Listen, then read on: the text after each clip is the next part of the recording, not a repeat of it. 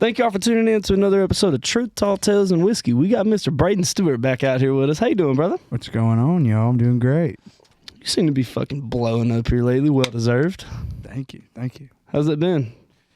Dude, it's been really fun. Been fucking busy. Yeah, that's been a big change for me. You know, we've been playing a lot of band shows and not in Texas. So Yeah. That's been kind of a rude awakening.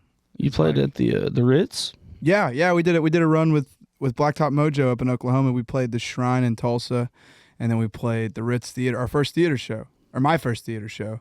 We played the Ritz Theater in Shawnee, and that was a great experience. How many people you play in front of? So the Shrine show I think was like 300 people, and the Shawnee show I think was like 250 people. It was rad, dude. Yeah, in that stadium, it looks there's fucking people there. Yeah, dude. bro, It's packed in. Yeah, I mean, Or not stadium, but the theater. yeah, I mean, people love Blacktop. Blacktop's got a very dedicated fan base, Absolutely. and so like getting to see them do their thing was awesome. But their fans are super receptive to what we were doing as well.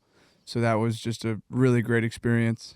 It's You know? that rockin' ass sound. I mean, it works. Yeah, I think that For both of y'all. Yeah, I think anything loud and aggressive was gonna fit with those people. Fuck yeah. Well, I mean, they were getting down on the slow songs too, man. I mean, Oh yeah. So it's kind of Yeah. cool, you know, that those translated as well in front of, you know, a hard rock crowd like that, you know. Absolutely. Hey, if it's good, it's good, man. Exactly. And I think that also if you're a fan of that style of music, naturally you're probably open to pretty much anything. You know, I think that Yeah. I think that the people that enjoy music were there. So Yeah, we heard about those shows from Mr. Callie's right here, and he was very fucking proud. It was a lot of fun. He was super hyped after. yeah. I saw a bunch of Slipknot shirts. I was like, oh no, I don't know. Yeah. Smelt a lot of BO. I was like, oh, A no. lot of it. A lot of it.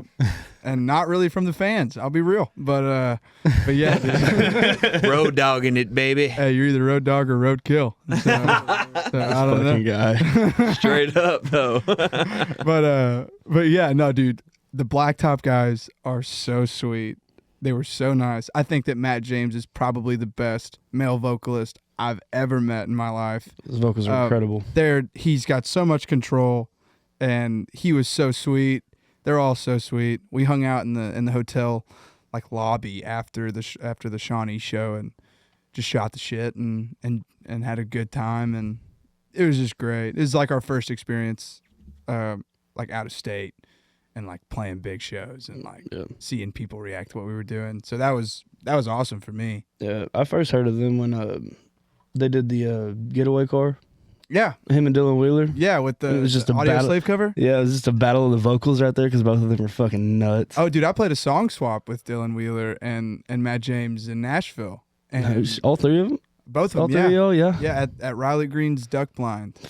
That's a vocal powerhouse night right oh. there. All three? Bro, it was... So I've never seen Dylan live before. Oh, And I knew what to expect, but I was still blown away. yeah, it's nuts. Yeah, him and Shiloh, his photographer, came. Yeah. I got to meet both of them, and bro, I mean, he was super sweet. You Yeah. know, He's a dog, bro. yeah, he just like he didn't really say much, but then he got up and started singing and waxed my ass. You know what I'm saying? Kind of embarrassed me for a bit, and then he left. so I was like, heard. You know, I don't know. That must feel really great to be that good. But him and Matt, I mean, just getting to watch them play was incredible. Yeah. And getting to meet those guys is a big honor to me, and getting to play with those guys is even bigger. You know, I mean, they both seemed to dig what I was doing. Yeah, we've talked about you on multiple occasions. Well, I appreciate that. Yeah, they're just great people. Yeah, for sure. You know, great people to play with. But yeah, no, I've met a lot of really great people lately Yeah, that I didn't think I was gonna get to meet. been writing songs with some cool people too. Yes, I've been spending a lot of time up in College Station lately, writing with people. My buddies Zachary Burnett and Bucky Womble. He goes by, like, his artist name is Folk Tongue. He's got a band called Corium. And dude, they rule. And then I've been writing with I wrote a song with Ryan Wilcox, which everybody here knows who Ryan is. Absolutely. I've been writing a little bit with Jordan. Me, Jordan, and Pecos wrote a little bit. Pecos Hurley. So I mean, I don't know, dude. It's been wild. yeah. I mean, more specifically the writing thing. Mhm. I think that people asking you to write a song with them is a great feeling for me, at least. I'll Yeah. cry right now. Yeah, dude. It's like man, I really appreciate that you like what I'm doing and want me to be a part of what you're doing. You know, I think that's a beautiful thing, and I think that everybody should be doing that. But Yeah. getting people at a higher level than I am and more established than I am ask me to come write with them is a crazy thing. Hey, man, they just want to go down to Banger City, baby. Dude, yeah, bro. They Yeah. just want to go slumming for a bit, hang out with the low end of the totem pole. Nah, they trying to hang out with the mayor, man. They trying to hang out with the mayor, man. Yeah, they're trying to get ahead of the game and get with you now before you blow up. Before they can't afford to write songs. No, man. I mean, dude, I know what's up. You know, I think it's cool that people care. It's super dope. Yeah. The last year of your life has been pretty dedicated to music. Fucking hell. It is. What's like the big thing, the big takeaway, other than like the connections you made and meeting those songwriters? What's something there that, I don't know, like you look back on and you're proud of over the last year? I don't want to nerd out too much about songwriting, Do it. but I think that a big thing, and I would say this about anybody who cares about writing songs, is looking back probably, when I was 16, 17, even 18 writing songs, I'd kind of trained myself to look in specific corners and only pull from those things. And now I think that range has been opened a lot more just because I've seen a little bit more. I think that hopefully that'll happen until I die. But I think a big thing is, the biggest takeaway for me is like just learning to look everywhere for inspiration and not just waiting for it.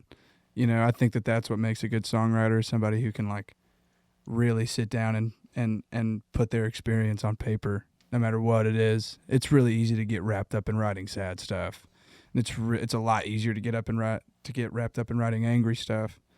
But I think that if somebody can sit down and write a totally honest song, I think that's a really cool thing to be able to do, and that's what I want to be able to do. And I think that's been a realization for me, is like I'd much rather be honest than be sad. Yeah, but if you still have those sad and angry songs in the vault, keep writing those. Oh, we love those. We love those. Absolutely. And also, like, I'm not saying anything about anybody who writes sad songs. I'm just saying for me personally. No, because you write the saddest songs. But I think that the intention is different now. Mm-hmm. It kind of moved from like, I'm sad, so now I can write. You know what I'm saying? Or I'm angry, so now I can write. Right. I think that more so now it's like, maybe I've just got something that I want to say, and if that ends up coming across to some people as sad, then at least I didn't write something sad just for the sake of it, And I think that'll make me a lot more proud of the stuff that I'm doing. Yeah. True artistry, man. You're so yeah. grown now. On a maturity level, dude. That's some hell of a growth. I hope I get to that level with songwriting too, man. Oh, dude, You know what I mean? yeah, well, the better you get at it, the harder it's always going to get. Oh yeah, it's always an uphill battle, yeah, right? the goalposts are always going to move. And I've taken inspiration from everybody in this room that writes songs, And so, and I think that's also important too. People are always going to be better than you. And so I hope that, I don't know, I just hope that I stay in that headspace. Right, like in some way, right? Yeah. Like, and that those are the rooms you should be in anyway, right? Yeah. Like, yeah. I love it, man. Yeah, dude. So as you said, the goalpost moves. You've accomplished a lot and experienced a lot lately. And with that, the dreams get bigger. Yeah. So what would you say is on the bingo card going forward? Dude, the dream, I feel for me, has probably always been the same. But I think that accomplishing things like what I would like to do next is changing. I want to go on tour real bad, and that's starting to kind of come together. I don't want to speak too much on it, but Yeah. going on tour, I feel, is the next big step. And dude, the dream has always been just to write stuff and get to play shows with my friends. But I think now I want to get to play shows with people that I look up to more than anything. I want to get to play rooms that I've wanted to play in that I didn't think were possible, but now are slowly starting to become more feasible. And so I just want to do what it takes to get there. you know. But yeah, the goalposts are always moving. The dreams are always changing, you know. But I don't know. Things are starting to happen. So I don't know. Yeah, It's really cool. Speaking of things happening, you did a Nashville showcase, right? I did. We went out and played in Nashville, I think like a week or two ago. Yeah, and then made you play songs. You're like, oh fuck, do you like this one? Yeah. We'll play it. We'll play it. Yeah, I mean, so the Nashville stuff, it has been like strictly us going out and getting exposure. So I went out for like a week and recorded some promo stuff for the record, which we'll get into here in a second. But promo stuff for the record, promo stuff for the singles, and we played a showcase for some of the bigger booking agencies, not just in Texas, but in the world, you know? Yeah. And so that was nerve-wracking for me, but luckily I've got a really great team and a really great bass player. The bass player. The bass Where's player. he at? Folks, for those of y'all who have not seen I'm this gonna whoop live, him. Do the I thing. will whoop him. Do the thing. Do the thing. it's funny how the night changes the city. Yeah, for everybody who doesn't know, Brandon, who's a big part of this podcast, plays bass for me. So, yeah, we've got the Hunt County, Coffin County All-Stars playing in the band. So yeah. But yeah, we went out to Nashville and played a show. We've got another show at Whiskey Jam in April. We're doing a big run in April. So yeah, man, spending a lot of time out of state, which I didn't think was gonna happen. It's nuts. Yeah, man. You were in here on your 18th birthday. Yeah, dude. Yeah, I mean, I came up here, you know, and I don't want that to ever slip. You know, I don't want to ever forget that.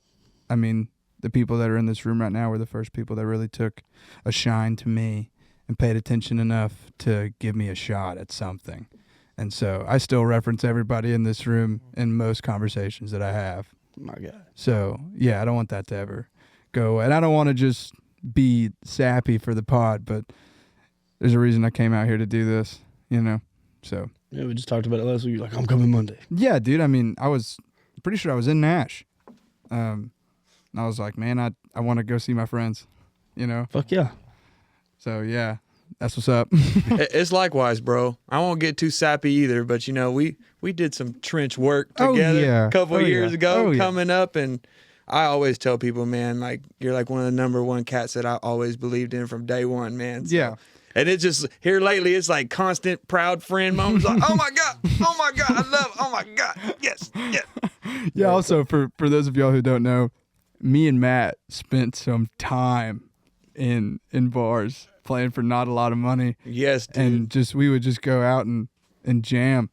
And those are some of my favorite memories, playing with you and playing with Cody Cresswell and Right, bro. playing with Cole Dagan and Avery Flores. I mean, The all of- boys. yeah, like that was the freshman class. You know Hey, what I'm saying? we even played when the power went out one time. Oh my dude, 4-hour set, power went out. Bro. Probably 90 minutes in, Yeah. and we just hung out with people. But That- yeah. Honestly, bro, and that was a moment. So I'm gonna give y'all a little bit of what happened that night. So we were playing at a venue, and we were probably about an hour and 30 into Yeah. the set. So the power just goes out, and so we have nothing, no sound. And everybody's like, "What the hell?" And dude, Brayden gets his guitar, man. He just goes to the nearest table, starts playing, and then he goes to the next one, starts playing. And they're all tipping, and I'm there with his dad, Chris, and I'm like, "Dude, that's a dog right there, Oh, bro." that's the truth. That was one of our first shows we played together, and that's when I knew like Brayden's a real deal, bro. He's hungry. So, Absolutely. Yeah, I think that a big thing for me whenever I was first starting to play was I just wanted people to hear me. Yeah. I just wanted to play for people. Like that was the only thing I wanted to do. I didn't care if I got paid. I didn't care if I played in a small dingy bar. I didn't care if the power went out. I just wanted to play for somebody. I And think so- I think unspoken, bro. I think a lot of people respected you for that because it was genuine, yeah. so authentic. It was all about the songs. You know Yeah, what I man. mean? And as we go on our journey and take a little detour here, it always comes back to the songs. Yeah, man. dude. Yeah, You know? that's been a big part of these last few months is like, you know, there's people looking at us and there's things happening, and I tell every everybody and every conversation I have is like, I'll do whatever it takes to get us where we need to be, as long as these songs are taken care of.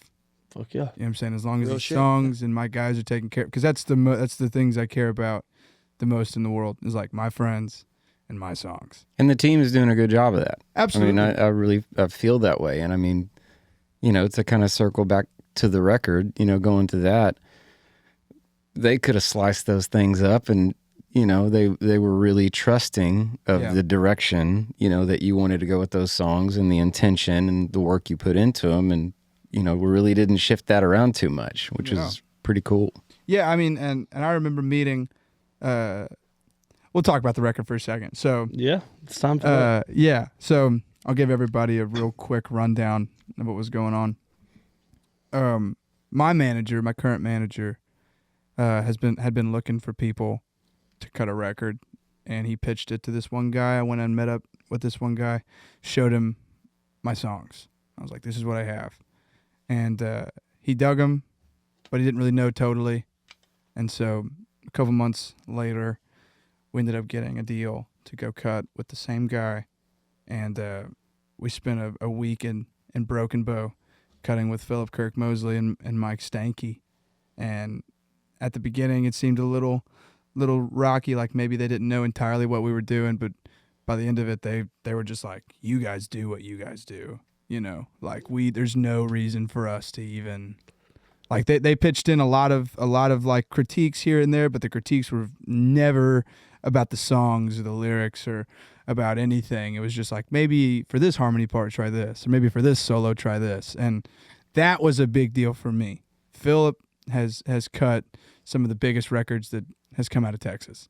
You know what I'm saying? And so hearing him or seeing him let me cut a 6-minute song was like, all right, you know, like this guy's pretty trusting in what we're doing. But yeah, we've got I don't know when this is coming out, but as of right now, I've got Tell Me Why coming out on the 28th, which is Friday. Yes, sir. And then next month, we're releasing our Ryan Wilcox cut of Mexican Wind, and then the month after that, April, we're releasing the whole record. So it'll be 9 songs, and it's called Better Part of Me. And so, yeah, man, it's as authentic as I could possibly be. We went up with the band and the songs and our gear, and that's it. You know, there was no other players.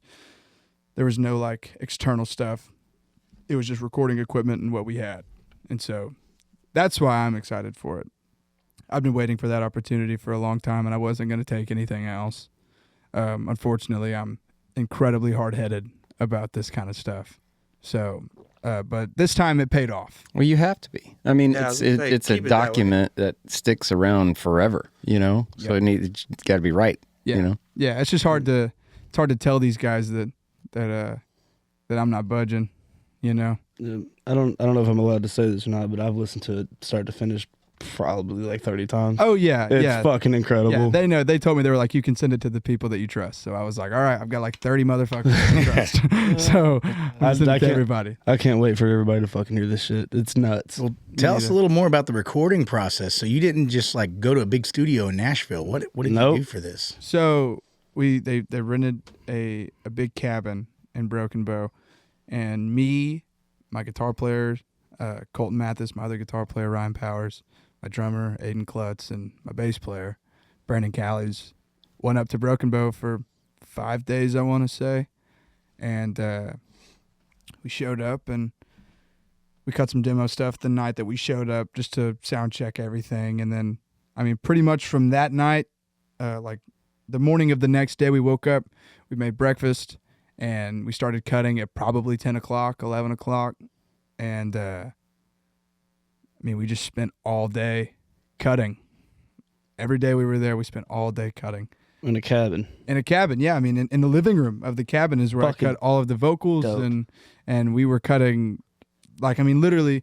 So in the living room, there was a drum set and couches, and so Aiden would be in like the center of the living room, kind of in the corner, and Ryan and Colton were on the couch playing guitar, and then Callies was playing bass, like in a chair, and I would be in the control room, which was our bedroom.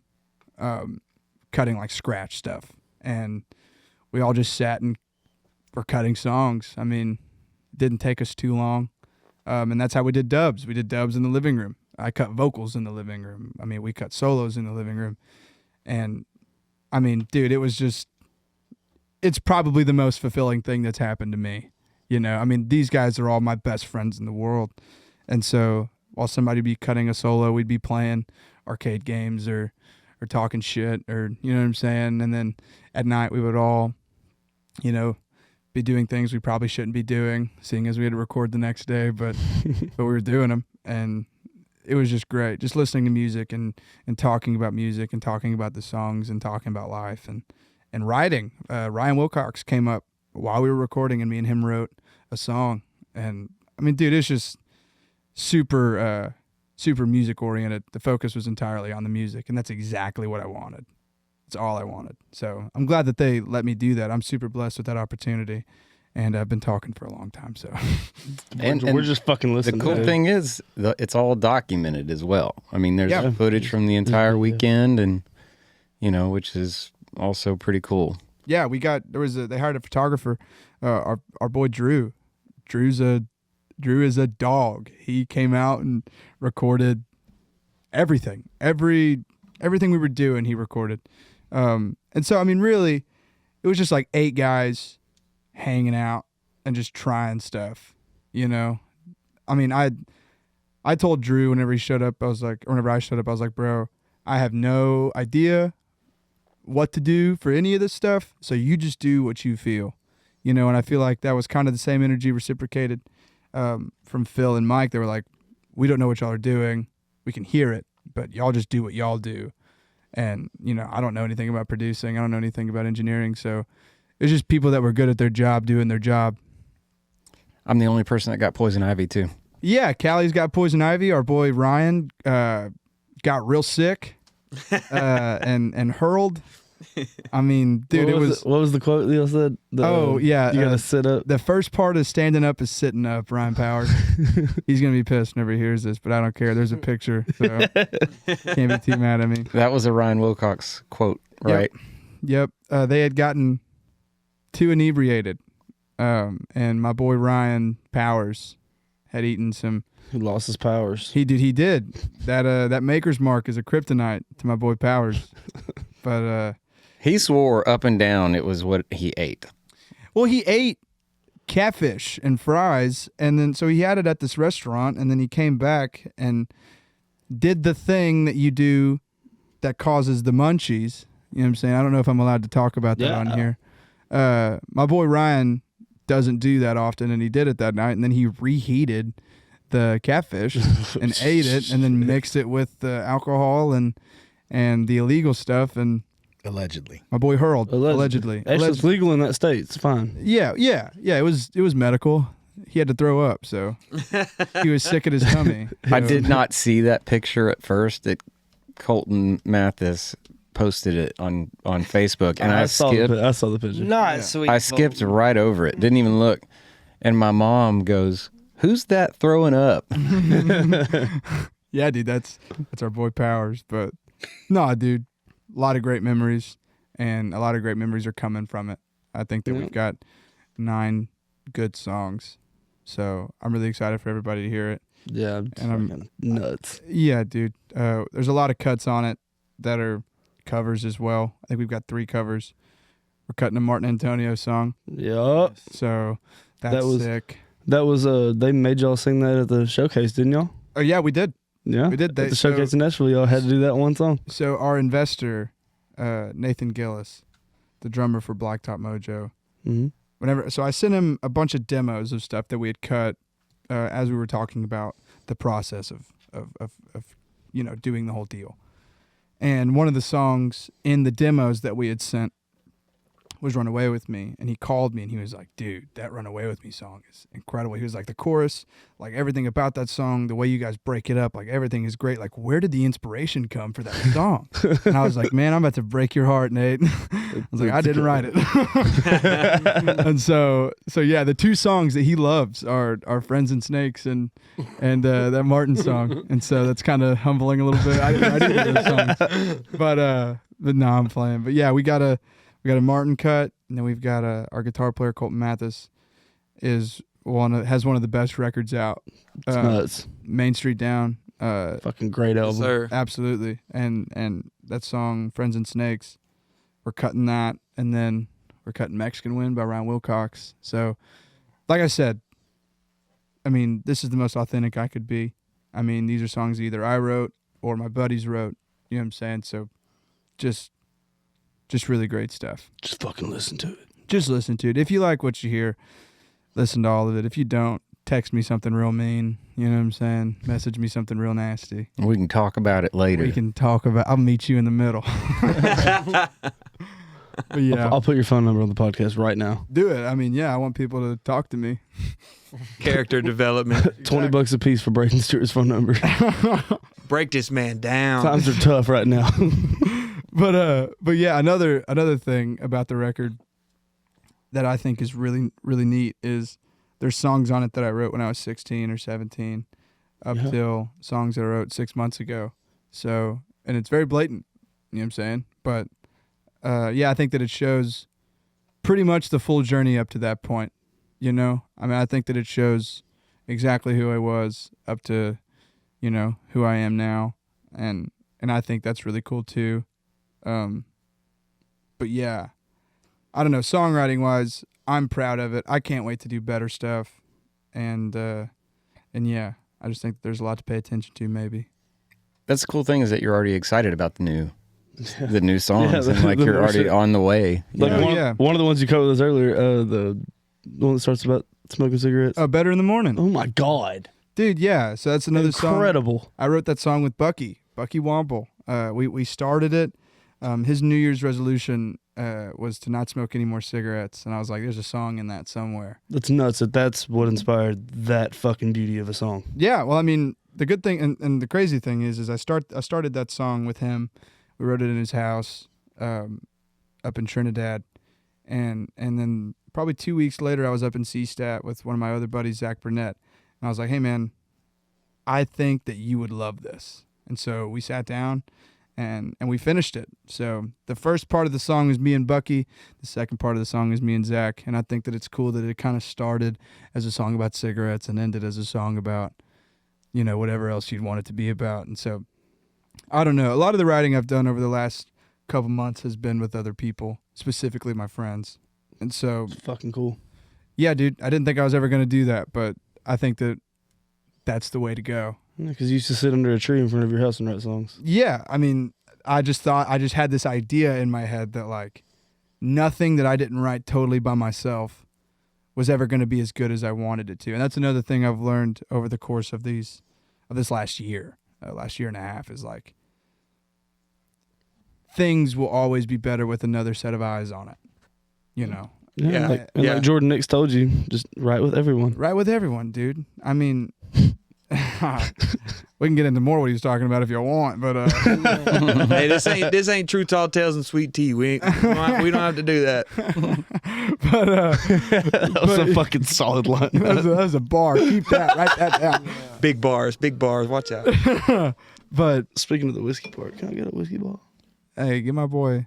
Hey man, I just want to say real quick though, while we're still go rolling, ahead. Go ahead. I relate to that, bro. What you said about I feel like if I have anybody on my song, it won't reach its full, like it won't be as good as it could be. Exactly. And I think that's a great place to be, where you're like, okay, now I get it. Collabing with people, I'm right around the corner from that too. Man. Yeah, dude. I like it because I'm super hard headed, bro, and I've tried to write with some really badass people in the past and couldn't do it because I couldn't get past my own shit. Yeah. And what a wasted opportunity, right? Yeah. Because, you know. Well, I think that's unfortunately, and I ran into it too. I'm sure that everybody that writes songs in this room has ran into it. Oh, shit, one more. There's a certain level of musical maturity that you have to reach in order to be able to be open like that with somebody else. Most definitely. And I think that my buddy Bucky told me one time, I showed him a song. I was like, man, I need help on this. And he was like, man, it would be a waste for me to help you with this because it sounds like you wrote it on purpose. It sounds like you wrote it with an intention, like a very personal intention. Yeah. And so he was like, there's a very distinct, you know, thing where if it's something that's personal, you should stick to that. Just make it personal. Make that your song. He was like, but anything else needs another set of eyes. That's great, dude. I love that. Yeah, that makes total sense. I think about that too, man. Yeah, I think that, I don't know. Cause you're right. Like some songs aren't super personal. Some like you got to really dig in and just get your shit out. But the other ones, dude, that makes so much sense. Yeah. Hey, dude, you want to? Yeah. What do you think of this song, man? Yeah. You know. Yeah. That's dope. And you can come up with some really kick-ass shit. Yeah. You know what I'm saying? Some really great stuff. Me and Bucky wrote a song that we've been playing in our sets called Hand You Play, and it's not really a personal song to me. I have no real emotional attachment to it, but it's groovy and it's nasty and it's fun to play. And I think that that's another thing that I learned is like, dude, not everything has to be this masterpiece. Some things can just be fun for the sake of being fun. Yeah. And that's also a super important thing. I think that there are some people that can get away with just writing, really open and honest stuff all the time. But dude, listening to music like that gets draining, and writing music like that gets incredibly draining. You know what I'm saying? After a while, you're trying to play a 3-hour set and you're showing people new originals, and they're like, dude, are you okay? Yeah. Are you fine? And it's, I don't know. I think that you get lost in trying to say something all the time. I think that people forget that music is also just music. Yeah. I mean, music is just, it's exactly what you want it to be, but music is still just music. You know what I'm saying? At the root of it, you're just trying to make people dance, and you're trying to be happy about it and be proud about it. And I don't know. I just think that's also important to I mean, remember. a fun song can be just as powerful as it's definitely. the authenticity. Absolutely. Dude, and those songs that have like a fun beat to them with like the saddest thing you've ever heard in your life too, those are great. They're great. You're like dude. dancing along to it as you're crying. They're great. and I don't know. I think that I have found or started to find a balance between like, maybe this one is mine. You know what I'm saying? Maybe this one is just my baby, and I'll nurture it, and hopefully people will like it. Or maybe this one is just one that'll be fun in the set, and maybe people think that's a kick-ass song, and then later I can play the stuff that's really honest to me. But I don't know. My journey has just kind of drastically changed mindset-wise over the course of these last few months because of the band stuff. So, yeah, man, I don't know. It's just been really great. It's been really fun. So, It fucking makes us all happy to watch. yeah, man, makes me happy to do. But yeah, I know that we could sit here and talk for a while, but I'm okay with that. I need to cover the right stuff. Record's coming out on April 26th. We got singles coming out. We got songs coming out. We got shows we're playing. So if you're listening to this, please show up to a show and support and hang out if you like what we're doing. What's that website? Website is just BraydenStewart.com. Dude's got a BraydenStewartBand.com. BraydenStewartBand.com. BraydenStewartBand.com. Dude's got a website now. I love this shit. Dude, I just opened my LLC the other day. I mean, Fuck Hell yeah, let's All go. grown up. Look at you. all grown up. Yeah, So business owner? they called me and they're like, hey man, are you registered with all this stuff? And I was like, absolutely not. And they're like, this song's about to come out. Like, what are we gonna do? And I was like, all right, I'll do it now. So yeah, all the stuff that I didn't do when I should have been doing it, I'm having to do now. So we got a website. We got real professional stuff, real professional looking stuff. I'm wearing coming out. I'm wearing a Beast 2 shirt from Wearing almost 2 years ago. Exactly. That was like the first sort of merch we made. We got more merch coming out. We got hats. we got God, this shirts. shirt is screaming for help. Oh, dude, it's begging. But yeah. It's all cracked.